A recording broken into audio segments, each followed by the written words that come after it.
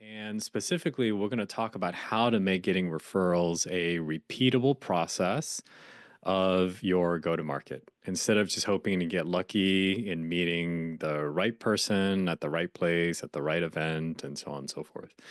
Now, I know you're probably thinking this is a really tall order trying to make this repeatable. And you're right, it is a tall order, but it is doable. And it's actually not that hard. It just takes strategy. So, what I'm going to show you all today is a strategy called referral-led prospecting. And this could be a game changer for you, especially if all you've ever done for lead gen is cold outbound prospecting or traditional referrals. Now, here's what I mean by that.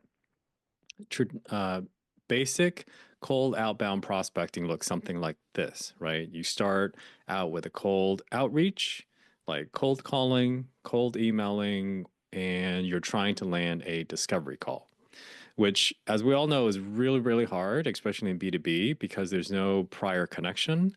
So there's no trust. And so you're basically asking the prospect to essentially take a leap of faith with you, to talk with you, and that is going to be worth their time to do so.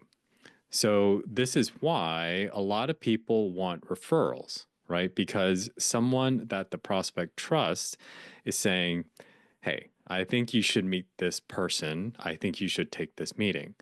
But let's be honest, not all meetings are the same. Someone meeting with you as a favor to their golf buddy is very different than someone meeting with you because they're actually believe that you can solve their problems. And this is what referral led prospecting is here to solve. Using your referral partners to build awareness, to build trust, to build credibility for you in the minds of your prospects, to lay all of that groundwork so that by the time you ask for a referral introduction, the prospect is already excited, knows about you, and they're going to want to take that meeting from you. All right. Now, I know what you're probably thinking. This all sounds great, but you're probably, John, living in a fantasy land because it's hard enough just to ask someone to give you a referral, let alone ask people to do all of this extra stuff that I'm highlighting here, right? So, but let me show you how easy it actually can be to do this when you have the right tools and you have the right strategy and you have the right process in place. Okay.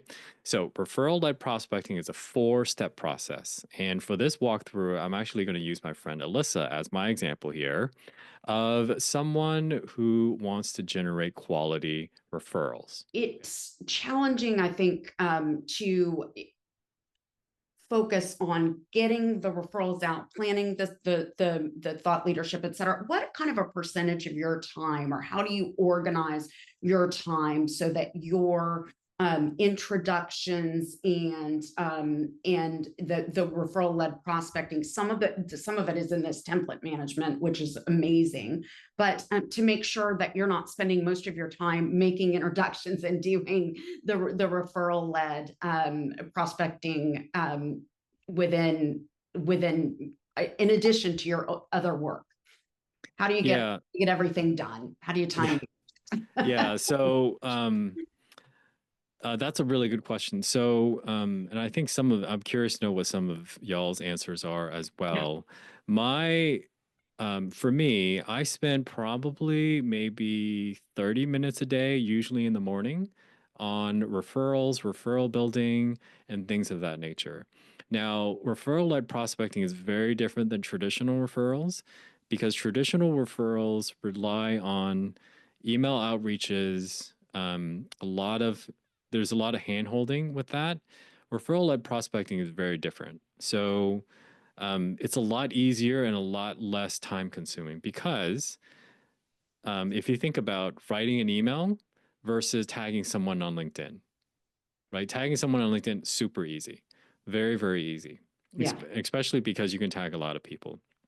Number two, um, if you're doing referral led prospecting, then most likely you're doing outreaches for people that have shown some type of interest. They've engaged, they like, they register for the webinar, and so on. As opposed to in traditional referrals, you're kind of guessing as to whether or not there is a fit there. So that's where you're spending a ton of time. Whereas in referral led prospecting, you're only making introductions if someone has made and shown interest.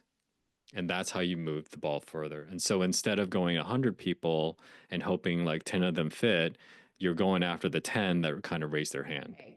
But the way that you have this set up, you can get that pre-introduction done, and someone is already familiar with the person that you're introducing prior to doing that. So Yes. it is incredibly helpful to have that build up and have built in a thought leadership piece and other things. And I know Catherine has her hand up and she has a question in the chat. So Yes, Catherine. Well, I raised my hand to agree with you, Cindy, and to add that I think a possible, like, I have this inner chatter in my brain that's sometimes not helpful. So I want to mention it for the benefit of everybody, I hope, because I think that sometimes when you think about sharing someone else's post or inviting them to a webinar or something like this, you might think, well, this person might not appreciate me tagging them because you're kind of calling them out, right?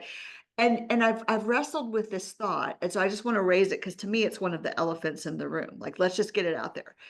If I don't know someone super well and I take a chance to tag them, there are a couple things that are likely to happen.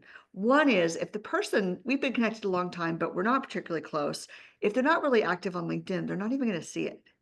So by definition, you can't offend them because they're not even noticing. So I think we tend to overthink that. And then the other is I've kind of come full circle where I've thought like the way I want to use the platform is in a very pro-social giving way, like this with each other.